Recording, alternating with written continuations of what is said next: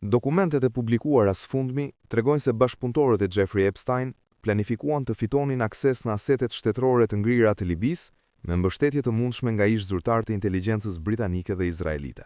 Nuk ka skandal në univers më të madh se dosjet e Epsteinit.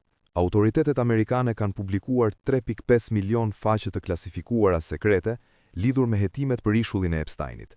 Ajo që është vërtet argëtuese është shohësh të gjitha ata emrat mëdhenj teksa bien moralisht në mënyrë spektakolare.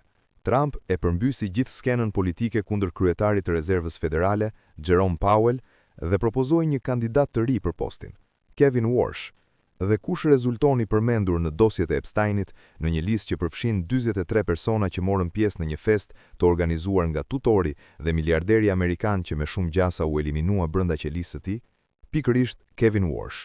Dhe ai nuk ishte i vetmi. Ishulli i Epsteinit nuk është thjesht një ishull. Ai është pika e takimit të gjithë degenerimit monstruoz të makinerisë qytetërimit perëndimor.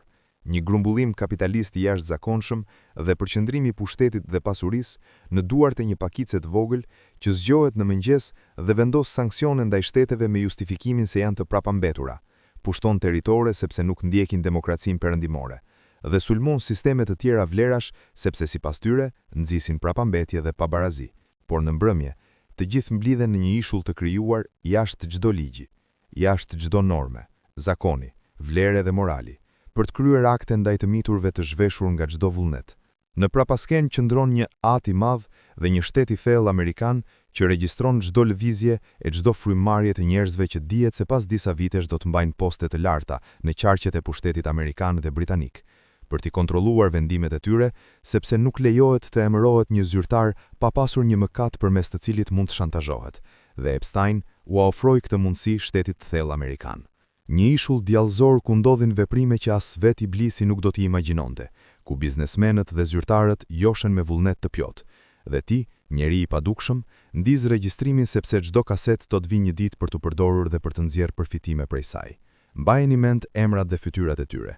Nga Prince Andrew, pasardhës i mbretëreshës Elizabeth, te Bill Gates, një nga kontrolluesit e mendjes elektronike të planetit, te Elon Musk, që na mahnit me raketat e tij hapësinore, te Kevin Warsh, qeni besnik i Trumpit që do të vazhdoj planin e tij ekonomik.